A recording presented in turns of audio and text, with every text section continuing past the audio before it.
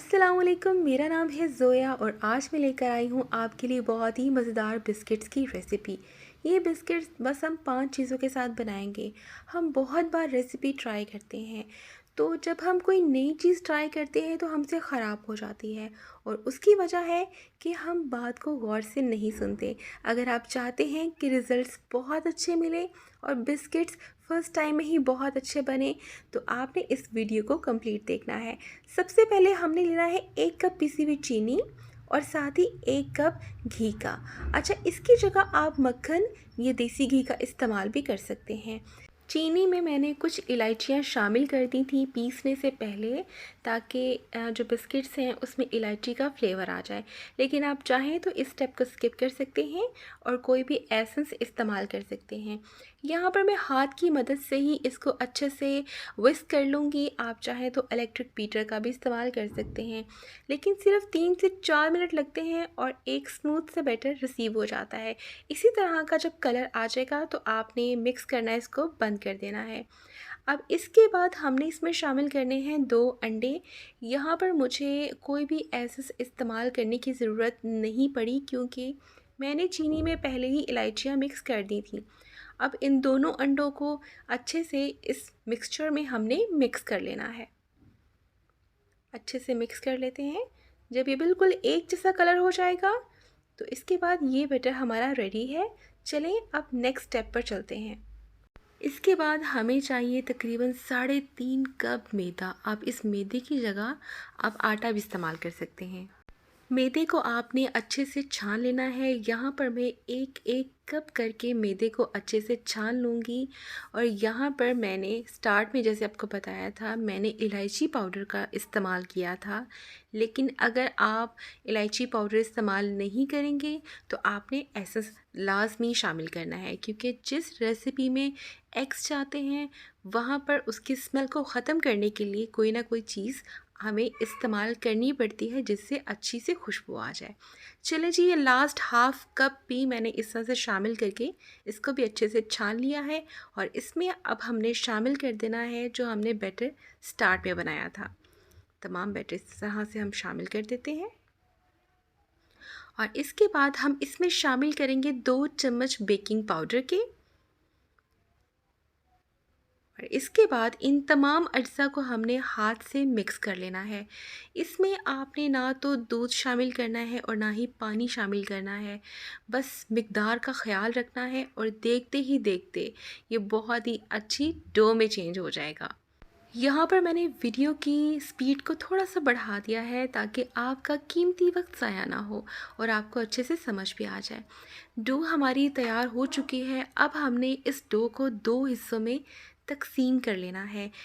Dough को हमने बराबर बराबर 2 हिस्सों में इस तरह से तकसीम कर लेते हैं। एक हिस्से को हम साइड पे रख देंगे और एक हिस्से में हम शामिल करेंगे अब कोको पाउडर। ये देखें, एक हिस्से को साइड पे रख देते हैं और इसमें शामिल कर देते हैं कोको पाउडर।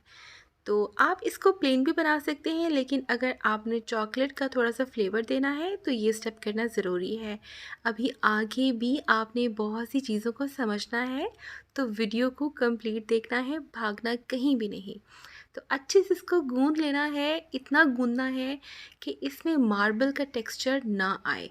देखें, जब तक चॉकलेट एक जैसी नज़र ना आने लगे।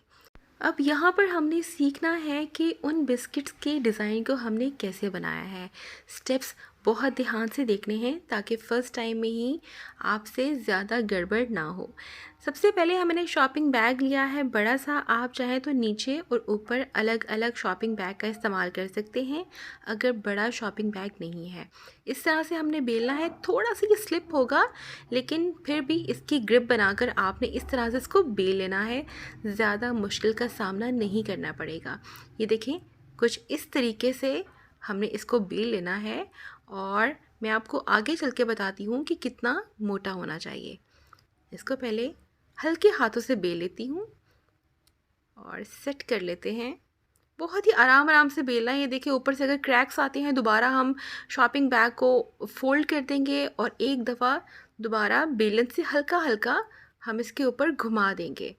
इससे क्या होगा कि ऊपर जो छोटे छोटे से क्रैक्स आ गए थे वो स्मूथ हो जाएंगे और हमारी जो बिस्किट की डो है वो बड़ी मज़े की रेडी हो जाएगी। ये देखें, बस इतना मोटा हमने बेलना है। एक हमारी डो है वो रेडी हो चुकी है। अब हमने इसको रख देना है साइड पर।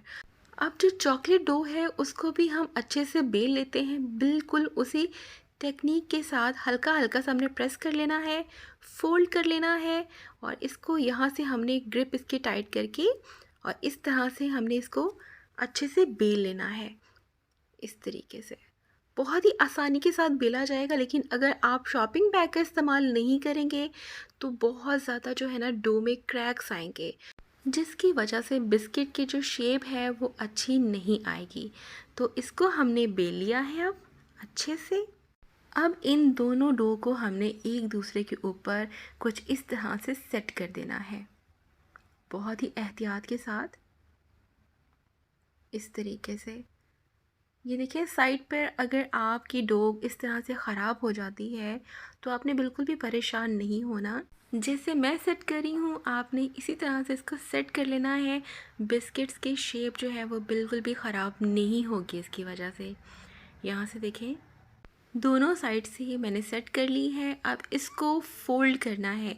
फ़ोल्ड भी आपने बहुत ही ध्यान से देखना है। डो आपको फ़ील होगी कि मे बी आपकी ख़राब हो रही है, लेकिन बिल्कुल भी नहीं ख़राब होगी, बहुत ही अच्छे से सेट हो जाएगी। ये देखें, इस तरह से आपने पलटाते जाना है और रोल करते जाना है। जहाँ पे फ़ील हो कि क्रैक्स पड़ रहे हैं वहाँ पर आपने हाथ की मदद से कुछ इस तरह से दबा देना है, तो क्रैक्स ख़त्म हो जाएंगे। ये छोटी छोटी चीज़ें हैं, जब हम बेकिंग करते हैं या हम कोई नई चीज़ ट्राई करते हैं तो अगर हमें पहले से पता हो कि ये चीज़ें नॉर्मल हैं और इन चीज़ों से रेसिपी पे कोई फ़र्क नहीं पड़ेगा, तो दिल को एक तसल्ली सी हो जाती है कि नहीं, हम सही जा रहे हैं, रेसिपी इंशाल्लाह एंड में बहुत ही अच्छी होगी। यहाँ पे देखिए, आपको बहुत सारे क्रैक्स नज़र आ रहे हैं, लेकिन जैसे ही मैं इसको फ़ोल्ड करूँगी हाथों की मदद से, इस तरह से सेट करूँगी, तो इसके क्रैक्स सारे ख़त्म हो जाएंगे। सेट कर लेते हैं, ये देखें इस तरह से 2 से 3 दफ़ा मैंने इसको रोल कर दिया है। अब हम जब इसको खोलेंगे तो बहुत ज़्यादा इसके जो क्रैक्स हैं वो नज़र ही नहीं आएंगे। ये देखें, बहुत हद तक इसके क्रैक्स ख़त्म हो चुके हैं। अब इसे हम फ़ोल्ड करते हैं और इसको रख देते हैं तकरीबन आधा घंटा फ्रिज में, ताकि ये अच्छे से सेट हो जाए। इसका सेट होना बहुत ज़रूरी है। अगर ये अच्छे से ठहरेगी नहीं तो बिस्किट जो है ना वो अच्छे नहीं बनेंगे। और इसके अलावा एक और प्रॉब्लम भी आ सकती है, जब आप बिस्किट्स को कट करेंगे तो चॉकलेट और जो प्लेन डो है वो मिक्स होना स्टार्ट हो जाएगी। यहाँ पर देखें, जब मैं इसको कट कर रही हूँ तो दोनों डो अपनी अपनी जगह पर मौजूद हैं और जो पैटर्न है वो बहुत ही क्लियर है। वो इसी वजह से है कि आपने डो को अच्छा टाइम दिया हुआ है और डो बहुत अच्छे से सेट हो गई है। यहाँ पर जब मैं तमाम बिस्किट्स को कट कर रही थी तो छोटे छोटे जो है ना क्रम्स वो गिर रहे थे, बिस्किट के छोटे छोटे पीस। उनका क्या करना है, उनको आपने इकट्ठा करते रहना है और एंड में इस तरह से आपने उसके 2 से 3 बिस्किट्स बना लेने हैं, बिल्कुल उसी तरह जैसे आप घर में शामी कबाब बनाते हैं। तो ये देखें, कितना खूबसूरत बिस्किट बनकर तैयार हो चुका है और जब ये बेक होगा तो उससे भी ज़्यादा प्यारा बेक होगा। तो ये देखें, बिस्किट हमारा रेडी है और वेस्ट भी नहीं हुआ कुछ। तो चलें, अब बारी आती है इसको बेक करने की। यहाँ पर मैंने पिज़्ज़ा डो की ट्रे ली है। आप चाहे तो घर में मौजूद कोई भी प्लेट इस्तेमाल कर सकते हैं। पतीली को आपने पहले हाई फ्लेम पे रखना है। इसके बाद आपने इसको, जैसे आप चावलों के लिए दम लगाते हैं उतनी आंच रखनी है और 15 मिनट के लिए इसको बेक करना है। 15 मिनट के बाद आपके खूबसूरत से मज़ेदार से क्रिस्पी से बिस्किट बनकर तैयार हो जाएंगे। आपने इन्हें ठंडा होने के लिए छोड़ देना है। फ़ौरन से आपने इसको नहीं खाना, क्योंकि ये थोड़े से सॉफ्ट होंगे, लेकिन जैसे इन्हें हवा लगेगी तो बहुत ही क्रिस्पी और मज़े के तैयार हो जाएंगे।